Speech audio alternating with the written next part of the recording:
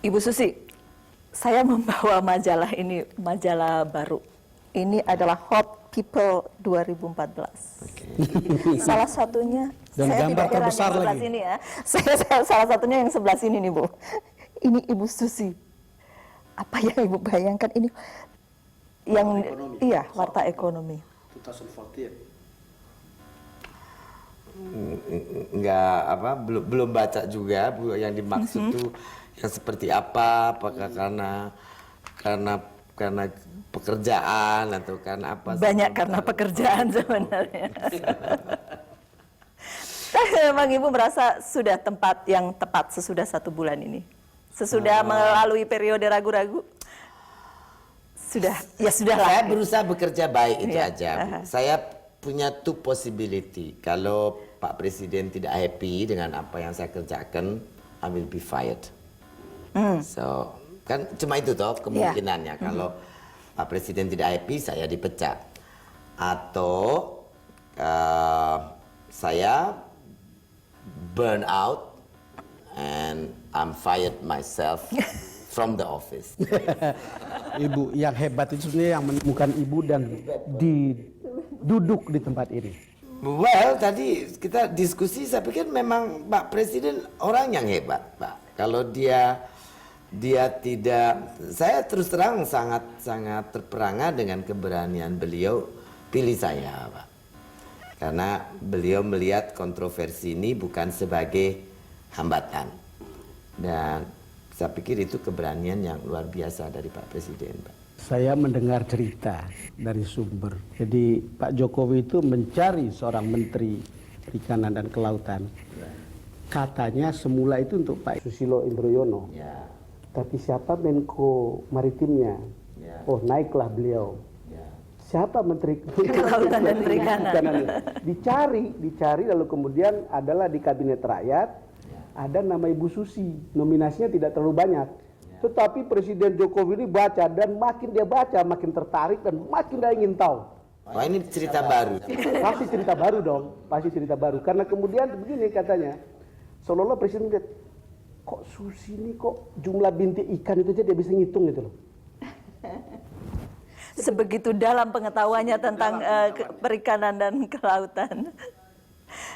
33 tahun, Pak. Iya. Memang tidak salah kalau kemudian sampai di Saya posisi rasa kalau ini. pengetahuan lebih dalam, orang lain lebih banyak yang lebih dalam, Pak, yang belajar lebih. Cuma inti saya seorang praktisi, mencoba praktikal saja.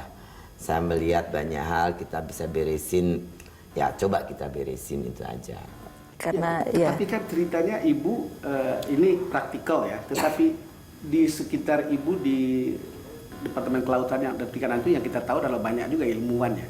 Ya. Apa beda pendekatannya kalau lihat cerita masalah-masalah perikanan? Ilmuwan biasanya kan melihat dari sisi analisis, dari sisi perspektif akademisi kan Pak. Dan kadang-kadang kalau saya pikir mungkin kurang praktis. Nah, karena kurang praktikal tadi, kadang-kadang implementasinya di lapangan mungkin kurang mengena gitu. Tapi saya pikir sih berapa 1 bulan ini kita berinteraksi, mereka juga mengerti pola pikir saya. Dan saya yakin mereka juga mulai berpikir, jadi sebetulnya yang praktis ini lebih mudah diimplementasi. Yang mereka taruh di teori-teori itu based on praktis kan? I don't know which one first, but iya, tapi saya ingat bahwa ada yang menyatakan bahwa iya ini kan kabinet kerja, artinya diisi oleh para praktisi bukan para pakar. Jadi Ibu ini adalah jendela untuk melihat kabinet kerja, bukan kabinet pakar. Mbak, kalau memang saya bukan pakar kan Pak. Jadi kalau dibilang itu kabinet kerja, ya saya dilihatnya sebagai jendelanya mungkin benar Pak, karena saya bukan pakar. Tapi saya tidak tahu kalau orang melihat patokannya saya, ya saya pikir itu kurang tepat, karena saya pikir yang lain kan lebih pintar bekerja juga Pak, lebih profesional juga. What I try itu ya cuma do my best saja. So dan dan mempertahankan accountability saya sebagai seorang profesional without losing my freedom of mind. Itu yang menarik, without losing your freedom of mind. Karena banyak orang terkungkung karena A, B, C, D di luar, begitu kan akhirnya tidak free lagi, gitu kira-kira ya. Kalau saya tidak punya freedom, saya akan worn out, akan burn out. Ya, kalau Ibu saya- bicara dengan Pak Jokowi pada saat sebelum Iya. ditunjuk untuk kementerian ini. Ya, Ya. ngobrol-ngobrol. Dan kemudian bicara batasannya begini, batasannya ya, begitu. ya, bahwa saya akan jalan seperti ini, menjalankan pekerjaan seperti ini. Apakah Bapak akan intervensi atau pulling role atau apa? Beliau silahkan saja lakukan yang perlu dilakukan. Dan saya lihat saya ingin tenggelamkan, beliau malah lebih keras lagi. Tenggelamkan kapal-kapal itu. 3 kali malah beliau. Dan itu sudah saya cuma menggetar. sekali saja Pak bicara. Beliau udah 3 kali. Dan itu ampuh untuk menakut-nakuti kapal asing. Saya pikir ya orang lain juga do the same thing Yeah. to us. So why not us doing the same thing? Yeah. Jadi ini bukan sesuatu yang Ya, khas ya. kita. Ya banyak wartawan tadi tanya saya tentang apakah tidak khawatir dengan ini bilateral. Loh, bilateral belum ada protes resmi kok dari pemerintahan. Bahkan saya ketemu Dubes Thailand juga bicara. Tanggapannya bagus tampaknya Ya, dari dan Thailand, ya. beliau juga meminta maaf bahwa masih ada nelayan Thailand yang masih curi-curi ikan di tempat kita. Dan sudah diberikan mereka sudah warning ya. announce Ya, warning nanti. juga. Kenapa nggak minta baik-baik saja? Kenapa Pak? Kenapa nggak bekerja sama baik-baik saja, bukan? Bekerja sama Kita baik-baik akan saja. buka investasi Iya. mereka di bidang processing, di bidang pembelian. Tapi kalau saya masih menginginkan bahwa tangkap ini harus oleh nelayan Indonesia, Pak. Oke. Gitu. Jadi mereka boleh menjadi pembeli investor di pabriknya, di pembeliannya, teknologinya, tapi yang menangkap harus Orang Indonesia. Pak. Ibu, sekarang kan ini kan tol laut, salah satu kemungkinan masterpiece dari pemerintahan yang ini. Pengaruhnya untuk perikanan dan kelautan ini akan seperti apa ya?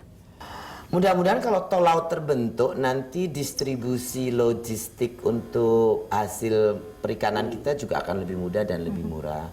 Sehingga membantu nelayan-nelayan Indonesia untuk bisa mendapatkan harga lebih baik tentunya. Yang kedua juga distribusi pemerataan di bidang baik teknologi maupun pemberdayaannya akan lebih cepat Pak terdistribusi ke daerah-daerah. Karena logistiknya lebih mudah dan lebih murah, itu aja. Saya dari Indonesia Timur, Bu. Ini kekayaan laut kita dari Indonesia Timur membandingkan dengan yang di sini bagaimana sebetulnya? Sebetulnya semua wilayah kita kaya Pak, dengan ciri khas masing-masing dan wilayah jenis ikan yang berbeda-beda Pak. Misalnya WPP ini, zone ini, jenis ikannya ini, WPP ini, jenis ikannya ini. Jadi total Indonesia in general itu negara yang luar biasa Pak. Kita hanya bisa tanya apa yang kita tidak punya, karena semua Jadi kita tidak punya alasan untuk mati di lumbung padi. ya, seperti tikus Iya. mati di lumbung Seperti padi. tikus mati di lumbung padi. Iya. Tapi kalau kita bicara penangkapan ikan, orang biasanya bicara kalau nelayan kecil nih ya Bu ya, menangkap ikan kemudian kalau sampai ke daratnya lama ikannya tidak bagus lagi. Nah ini yang kita ingin nanti dengan dikuranginya subsidi untuk masyarakat, kita akan ada pengalihan subsidi kepada alat-alat produksi dan juga infrastruktur, termasuk nanti kita akan supply mesin-mesin es kepada masyarakat supaya mereka juga bisa jaga kualitas Ikannya. produk ikan mereka yang tangkap gitu. Lalu kemudian juga kita rencana akan bentuk terintegrasi pemasaran juga untuk para nelayan, karena kalau kita tidak buat integrated seperti itu, nanti juga tidak bisa berkelanjutan, Bu, tidak bisa sustain. Itu akan dikhususkan untuk nelayan-nelayan kecil gitu. Oh iya, 10 iya, sampai 20 memang gross ton. kita barangkali program pertama kita lebih berpihak kepada nelayan pesisir, nelayan kecil. Tidak mengurangin bahwa kita juga memperhatikan wilayah tangkap yang lebih luas, yang lebih dalam, tapi saat sekarang populasi nelayan Indonesia kan lebih di nelayan pesisir. Jadi sangatlah benar dan dibenarkan kalau kita ini punya lebih keberpihakan kepada nelayan pesisir, Bu? Ibu, ini mungkin pertanyaan terakhir saya. Ibu ini kan sangat konsen dengan nelayan dan hidup dari sana. Jadi 33 tahun bersama mereka. Penghayatan Ibu tentang kehidupan nelayan itu apa sebetulnya? Para nelayan. Sebetulnya hidup mereka tuh sangat tantangannya sangat luar biasa, Pak. Mereka kan melaut itu mempertaruhkan hidup dan mati. Dan mereka manusia-manusia hebat saya anggap. Pekerja keras dan pemberani, Pak. Bayangkan hanya untuk ikan berapa kilo mereka tuh kalau kita pikir lagi itu betul-betul hidup dan mati yang mereka pertaruhkan setiap hari. Karena anything can be happen, big waves bisa kasih libas mereka. Dan mereka setiap hari pergi dan terus-menerus pergi. Oke, Ibu, boleh saya dapatkan kira-kira dalam 5 tahun ini pengelolaan perikanan kita seperti apa yang Ibu bayangkan? Akan menjadi seperti Mudah-mudahan apa? nelayan kecil kita mudah mencari ikan. Nelayan kita tidak usah pergi jauh ngabisin bensin banyak-banyak hanya untuk dapat ikan jumlah tertentu. Dengan amannya dan lestarinya pengelolaan kita itu saya yakin bisa dicapai. Dan kalau itu tercapai berarti kan mereka kecukupannya, Bu. Selama ini kan banyak keluhan mereka kalau peceklik tidak musim, tidak ada ikan. Mereka tidak dapat pemasukan. Nah, kemudian meningkatkan pendidikan, saya targetnya KKP bisa membangun paling tidak 5 sampai 10 perguruan tinggi kemaritiman dan kelautan, Bu. Dan saya yakin uangnya ada kok, kenapa tidak bisa?